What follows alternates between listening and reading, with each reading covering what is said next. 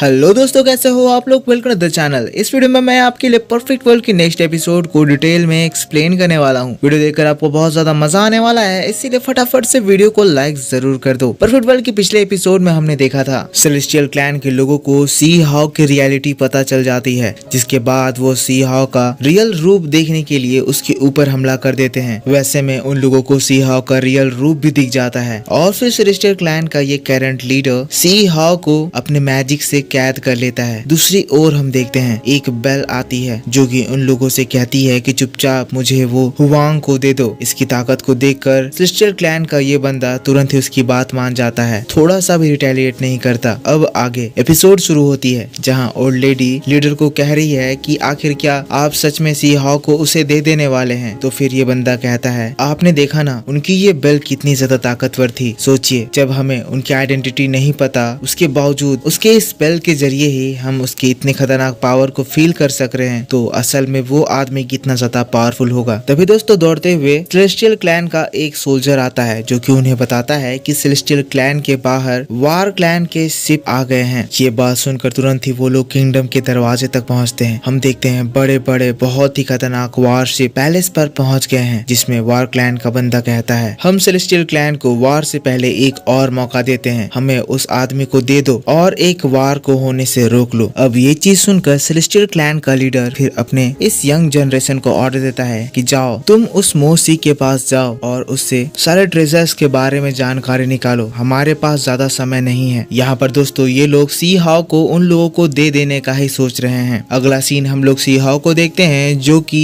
इस soul searching अरे के बीच में कैद है। यहाँ वो यंग मास्टर कहता है तुमने अपनी आइडेंटिटी छुपाई, हम लोगों को धोखा देने की कोशिश करी, जिसकी वजह से आज तुम कैद में हो। चुपचाप अभी के अभी अपने सारे सीक्रेट्स बता दो और रीजन बताओ कि तुमने ऐसा क्यों किया। हम युनसी को देखते हैं दोस्तों जो कि सी हाउ को ऐसे हालत में देखकर काफी ज्यादा इमोशनल हो गई है। युनसी सी हाउ के पास जाने लगती है, उसको बचाना चाहती है, लेकिन लीडर उसको रोक देता है। कहता है युनसी तुम्हें नहीं पता ये कौन है, ये धोखेबाज है, ये अपनी आइडेंटिटी छुपा रहा है। युनसी बहुत ज्यादा सैड है। तो फिर हमें सी हाउ की हंसी सुनाई देती है जो कि हंसता है, कहता है तो तुम्हें लग रहा है मेरे अंदर एक ऐसा डेविल है जिसको तुम संभाल नहीं सकते हो। सी हाउ की हंसी सुनकर लीडर और ज्यादा गुस्साता है और सी हाउ के ऊपर हमला कर देता है। सी हाउ दोस्तों ऑलरेडी कैद में है और इसके बाद सी हाउ की बॉडी और भी ज्यादा तड़पने लगती है। सी हाउ के बॉडी के अंदर से सी हाउ के कुछ ट्रेजर बाहर निकलते दिखाई दे रहे हैं। अब सी हाउ की ऐसी हालत को देखकर युनसी फिर उसके ऊपर चिल्लाती है, कहती है तुम अपनी सच्चाई बोल क्यों नहीं देते हो, तुम कौन हो। तो फिर सी हाउ गुस्साता है, कहता है आखिर तुम लोग कितने ज्यादा बेशरम हो, मैंने तुम लोगों की हेल्प करनी चाहिए और तुम लोगों ने मुझे कैद कर लिया। तो फिर ये लीडर गुस्से में चिल्लाते हुए कहता है तुम यहाँ पर एक स्पाई बन गया है ताकि तुम हमारे सेलेस्टियल क्लैन के ट्रेजर्स को चुरा सको। सी हाउ कहता है कमाल है, मैं समझ गया, तुम लोगों की सेलेस्टियल क्लैन बहुत ही ज्यादा कमाल की है, मेरे एहसानों का तुमने अच्छा सबक दिया है और मैं ये सबक कभी नहीं भूलने वाला हूँ। युनसी लीडर को समझाने की कोशिश कर रही है, ओल्ड एंसेस्टर प्लीज, मुझे लगता है मोसी सही कह रहा है, मोसी स्पाई नहीं है, उसे माफ कर दीजिए, वो हमारा क्लैन का बेनिफिटर है, इसने हमेशा से हम लोगों की मदद ही करी है। युनसी अपने घुटनों में बैठकर लीडर से गिड़गिड़ाने लगती है। तो ये चीज देखकर लीडर अपने दूसरे यंग जनरेशन को युनसी को यहाँ से ले जाने को कहता है, फिर खुद सी हाउ के पास जाता है, कहता है अभी का ये समय हमारे सेलेस्टियल क्लैन के उभरने का समय है, तुम्हारी वजह से मैं इसको खराब होने नहीं दूंगा। ये कहकर वो बंदा चला जाता है और हमें सी हाउ को दिखाया जाता है जो कि इन सभी हरकतों को देखकर अपने मन में कह रहा है मैं अभी भी इंजर्ड हूँ, मैं यहाँ से बाहर निकल जाऊंगा, पर बाहर एक और भी बड़ी फौज खड़ी हुई है, मैं इन सभी को टैकल करके बाहर नहीं निकल सकता हूँ, अगर मैं यहाँ से बाहर निकलूं तो मेरी मौत हो जाएगी, इसीलिए सही यही है कि अभी के लिए मैं यहीं पे रहकर अपनी रिकवरी करूँ और एक सही टाइम का इंतजार करूँ। सीन यहाँ से दोस्तों शिफ्ट हो जाता है, हम लोगों को बाहर वार क्लैन के सोल्जर्स को दिखाया जाता है। वार क्लैन के साथ यहाँ पे एक और क्लैन भी आया हुआ है, एक वल्नरेबल रेल्म जो कि वार क्लैन का साथ दे रहा है। इसके साथ इसके कमांडर कॉन्ग आए हैं, पर दोस्तों कॉन्ग के पास हम एक लीफ देखते हैं और ध्यान से देखे तो ये लीफ गॉड लियू के लीफ जैसा लग रहा है। हमें पता चलता है ये लीफ इसी कमांडर कॉन्ग को बिलोंग करता है। ये लीफ हिल रहा है, लीफ के हिलने से ये लोग समझ जाते हैं कि इन लोगों को कोई मैसेज देना चाह रहा है, मैसेज गॉड लियू का मैसेज। तभी सेलेस्टियल क्लैन के वो दोनों ओल्ड एंसेस्टर्स आ जाते हैं, उनको देखकर ये दोनों भी उनके पास चले जाते हैं। सेलेस्टियल क्लैन के ये ओल्ड एंसेस्टर इन दोनों को वेलकम करते हैं, जहाँ मिस्टर कॉन्ग इन लोगों से युनसी के बारे में पूछता है। हमें पता चलता है मिस्टर कॉन्ग यून सी का चाचा है, जिसमें ये ओल्ड लेडी बताती है कि यून सी कोई काम से बाहर गई है। एक्चुअल में वो अपने ट्रेनिंग में बिजी है। जिसके बाद वो लोग हॉल में जाकर बैठ जाते हैं। यहाँ पे वल्नरेबल रेल्म का जो गॉड है सिस्टर क्लैन के लीडर से बात करने लगता है, जहाँ सिस्टर क्लैन का लीडर कहता है, आप जो आज यहाँ हमारे साथ मिलने के लिए आए, हम लोग बहुत ही ज्यादा खुश हुए। वल्नरेबल रेल्म का मास्टर कहता है, हम यहाँ पर वार क्लैन के साथ वार लड़ने के लिए आए हैं। इसकी बात को सुनकर सिस्टर क्लैन का लीडर कहता है, बात कोई भी हो, आपके आने से हम लोग बहुत ही ज्यादा खुश हैं। आपके और हमारे बीच के रिलेशन काफी ज्यादा अच्छे हैं और हम कोई भी हालत में ये रिलेशन खराब नहीं करना चाहेंगे। लेकिन तभी दोस्तों हम मिस्टर कॉन्ग को देखते हैं, जिनकी बॉडी के अंदर में गॉड लियो का लीफ जोर जोर से चमकने लगता है। उसमें काफी ज्यादा हलचल हो रही है और ये चीज वल्नरेबल रेल्म के मास्टर भी देखते हैं। अब ये रियलाइज करके वो मिस्टर कॉन्ग को इसके पीछे का रीजन पता करने के लिए भेजते हैं। अब इसीलिए वो ओल्ड लेडी के साथ सी हाउ के पास जाने लगते हैं, ताकि वो